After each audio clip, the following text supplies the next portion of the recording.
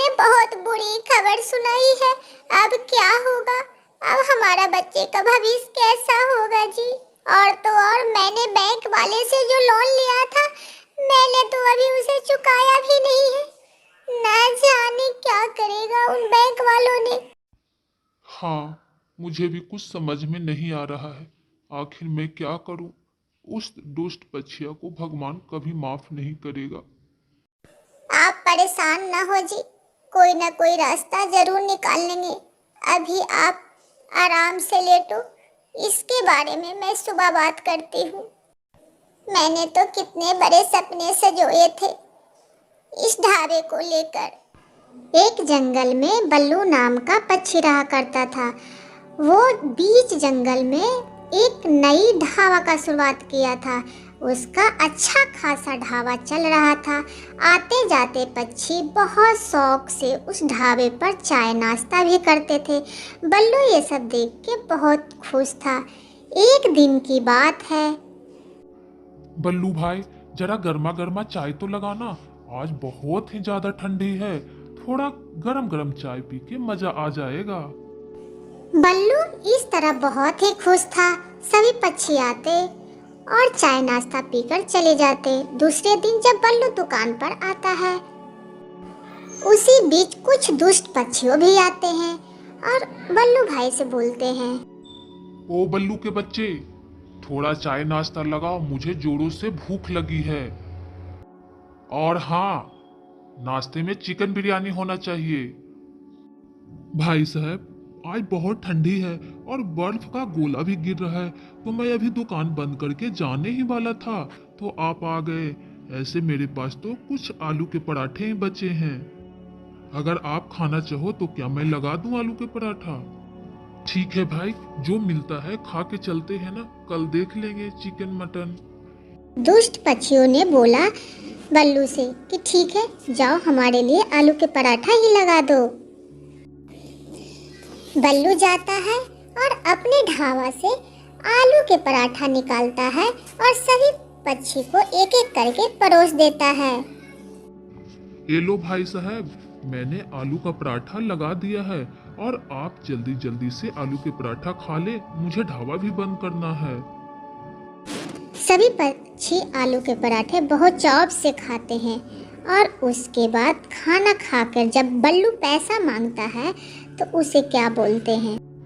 भाई साहब, आपको तो पैसा देना ही पड़ेगा, क्योंकि ये मेरी मेहनत का कमाई है। कोई फ्री का ढाबा नहीं है कि आते जाते पक्षियों के लिए मैं फ्री का ढाबा खोली हूँ। दुष्ट पक्षी, तुम्हें पता नहीं है कि मैं कौन हूँ? तुम्हें तो मैं अभी पता लगाता हूँ कि मैं कौन हूँ। चलो साथियों, इसे तो आज पता लगाना ही पड़ेगा। भाई रुक जाओ भाई, ऐसा नहीं करो। मैंने तो अपने मेहनत का कमाई ही मांगा था ना। मैंने आपसे कौन से हीरे जवाहर मांग लिए थे? इस गरीब पर दया करो। मेरी इस ढाबे से मेरे 2 बच्चे और पत्नी का पूरा जिम्मेदारी है भाई। दुष्ट पक्षियों ने उसका ढाबा जलाकर बहुत ही खुश हुआ और बल्लू का बातों का कोई असर नहीं हुआ। देखते ही देखते बल्लू का ढाबा जल के स्वाहा हो गया। भाई, आपने अच्छा नहीं किया। एक गरीब का ढाबा पेट पर लात मारकर आपने अच्छा नहीं किया। भगवान तुम्हें कभी खुश नहीं रखेगा। अरे बेवकूफ चिड़े, पहले अपना ढाबा तो बचा ले, उसके बाद तुम हमें गालियां देना। हा हा हा हा। इस तरह से सभी पक्षी वहां से चले जाते हैं और बल्लू बेचारा वहीं बैठकर रोने लगता है। बल्लू ये सब देखकर बहुत ही रोता है और रोते रोते वो अपने घर आ जाता है और पत्नी को सारा बात बताता है रोते रोते। बल्लू के बात सुनते ही पत्नी के आंखों में भी आंसू आ जाते हैं और बोलती है, अब क्या होगा जी? अब हम अपने दोनों बच्चों को कैसे पालेंगे? इतने छोटे छोटे बच्चे, हम लोग तो भूखे रह जाएंगे। हमारे बच्चे कैसे भूखे रह जाएं? भगवान ने मेरे साथ अच्छा नहीं किया। मैं आपको ऐसे रोते हुए नहीं देख सकती। मुझे बहुत बुरा लग रहा है। मैंने तो तो इस ढाबे के लिए क्या क्या सपने सजाए थे कि मेरे बच्चे को अच्छे भविष्य मिलेंगे और अच्छे स्कूल में पढ़ने जाएंगे। मेरे बच्चे कितने खुश थे। और तो और इस ढाबे के लिए मैंने कितनी बड़ी रकम लोन पर ली थी। अगर लोन नहीं चुकाए तो पता नहीं बैंक वालों ने क्या करेगा। हे भगवान।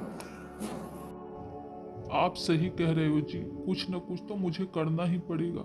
दुष्ट पक्षी ने अच्छा नहीं किया मेरे साथ, भगवान उसको कभी सुखी नहीं रखेगा।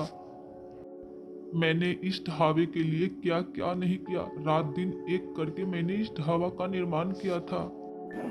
सुनो जी, रात बहुत हो गई है, आप अभी सो जाओ। इसके बारे में हम कल देखेंगे और कल बात करेंगे। हम दोनों को बात करने से कहीं बच्चे न जग जाएं और सारा बात ये सब सुन ले, बच्चों को भी बुरा लगेगा। चिड़िया के पति तो सो जाते हैं और बेचारी चिड़िया सोच के मारे उसे रात में नींद नहीं आती है। वो यही सोचती है कि कल क्या होगा, मैं क्या करूँगा। मेरे बच्चे का भविष्य तो अब कुछ नहीं दिख रहा है। उसे कुछ समझ में नहीं आ रहा था। ऐसे ही सुबह हो जाती है और सुबह होते ही वो बाहर चुपचाप से बैठी हुई थी। तब उसके पास मीनू मौसी आती है। अरे बहन, आज तो सुबह सुबह गाय को लेकर घूमने आई हो क्या? ये गाय तुम्हारा है क्या? और तुम इतना सुबह सुबह इधर क्या कर रही है? तबीयत तो ठीक है ना? क्या बताओ मीनू मौसी, मेरे साथ आजकल कुछ अच्छा नहीं हो रहा है। कल रात मेरे पति का ढाबा बिल्कुल जल के राख हो गया है।